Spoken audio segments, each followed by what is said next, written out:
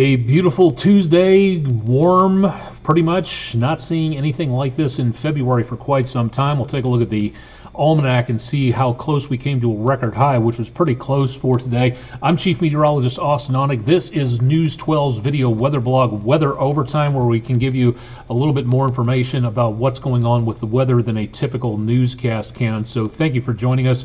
Got any questions, please send them along to us. My email address at the bottom of the screen here at aonek@wdef.com. And of course, you can find out much more through my social media pages and at wdef.com/weather. Big temperature changes coming our way in the next several days, as well as that potential for, again, some severe weather heading our direction for Thursday. We'll time all that out coming up in just a little bit. A little bit of sunlight coming through the camera lens and the clouds at Island Cove Marina and Resort. So quiet for right now, but we'll be seeing even more clouds and more chances of rainfall. Not great chances into the next day or so. Some, yes, but the best possibility will be coming up as we go toward Thursday. 70 degrees, our high temperature at the airport today, which was still 6 degrees below a record high temperature and 15 degrees above normal for this time of the year. We're behind for the month and the year on rainfall. Didn't pick up anything for today. More than likely we'll be making up a lot of that in the course of the next couple of days. So we'll talk more about the potential for heavy rainfall coming on through. Thanks to April Hewitt from Cleveland, Tennessee, of a very nice view of sunrise bracketed by a few clouds, some crepuscular rays setting through there as the clouds block out the sunshine back around the horizon.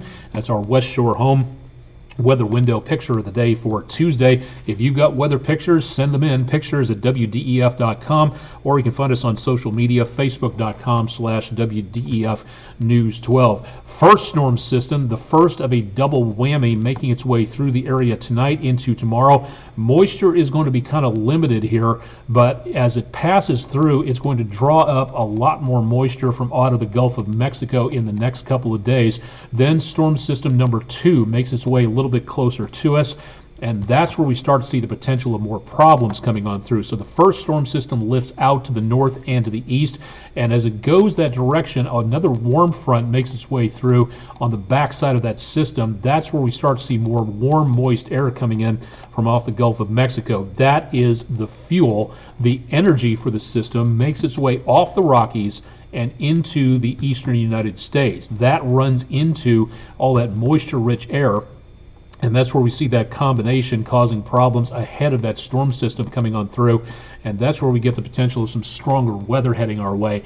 Running the numbers into tomorrow morning, temperatures drop a little bit, but not by much, lower to mid-50s. Spotty showers throughout Wednesday, so you might see some raindrops at the bus stop for the kids going to school and coming back home again, but not seeing a great deal of it heading into the afternoon. Possible, yes. Likely, not really, but still potential of some rainfall out there. Then as we go into early Thursday morning, that's where the storm system begins to gear up back to the west of us. Now, this could be good news in the sense that all this rainfall that comes on down early in the morning might cool off the lower parts of the atmosphere near the surface. If that happens, there's a small potential that all this rainfall could cool off the atmosphere and kind of take some of the energy away from later on during the afternoon, which is very good news for us. If it happens that way, we may not see quite as active a period coming up, and again, hopefully it stays that way. Chances of showers and thunderstorms remain off and on through the rest of the day. Mostly going to be seeing the potential of heavier weather going north of Chattanooga through about late Thursday morning. But then again, the potential of that storm system coming on through by Thursday evening. That's where we see again the possibility of heavier weather going through south of Chattanooga. So again, that storm system ambling on through from basically northwest to southeast as we go through the day on Thursday. Best potential, I think, for stronger weather is going to be toward about early evening on Thursday, so roughly about another 48 hours away. That's what we're going to be looking for. Main potential of severe weather tonight not being seen except upwards of around Kansas City and into Kansas, Missouri, Iowa, and Nebraska. For Wednesday, the threat shifts to the mid-south and the mid to lower Mississippi Valley. Then we start to see the potential head our direction, and we start off early in the morning back to the west, the potential of severe weather, and then that will be making its way back to the west as we go through, or from west to east as we go throughout the rest of the day. So we will see that potential early in the morning. It looks like back to the Mississippi Valley, midday again, early afternoon just to the west of us, and then heading our direction into and around. It looks like late afternoon and evening for parts of the area. Now again, that forecast could change, but we could see again the potential of stronger weather coming our direction. Right now, the potential for tornadoes is a little bit higher here, as is the potential of gusty, damaging straight line winds. We've got some very good amounts of energy according to the system. Again, hopefully we start to see the potential of the heaviest amount of the storm system's energy going back to the west of us, and hopefully that early rainfall decides to kind of clear things out by just a little bit. But we really need to watch this as that system gets a little bit closer to us. So again, this will be the primary threat for now, and again, the possibility of tornadoes and high winds as we get into and around Thursday afternoon. So please keep it tuned to News 12 for more. We'll keep you updated as to what's going on. We continue again to watch for that potential of change, and that forecast will change as well. Chances of rain early on Thursday begin to taper off, not seeing a lot of major amounts of problems there, but notice what happens as we get into and around Thursday afternoon and evening. That's where we see a lot of rainfall potential south of Chattanooga, and yes, at this point in time with these numbers, we could be looking at the potential of flash flooding to our west at first, and then moving into the News 12 viewing area by the time we hit about Thursday into around early Friday. All that runoff's got to go someplace. So we're looking for severe weather. We're also looking for heavy rainfall. We're also looking at the potential of stronger wind gusts coming our direction. That's why we have a high wind warning for the spine of the Appalachians, and that includes southeastern Monroe County in the News 12 viewing area. Meanwhile, back to the west, we have a wind advisory for the western viewing area. This area will see again the potential of winds gusting around 40-45 miles per hour.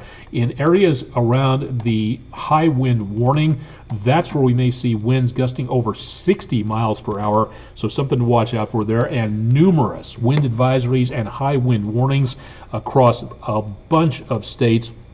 We see again, this is a very vigorous system coming through, so we've got to watch this again for winds out there. 7-day forecast with the Island Cove Marina and Resort camera in the background, cooling off as we go toward around Friday, and again, temperatures rebound quite nicely as we go toward around the weekend. For President's Day, very much mild temperatures.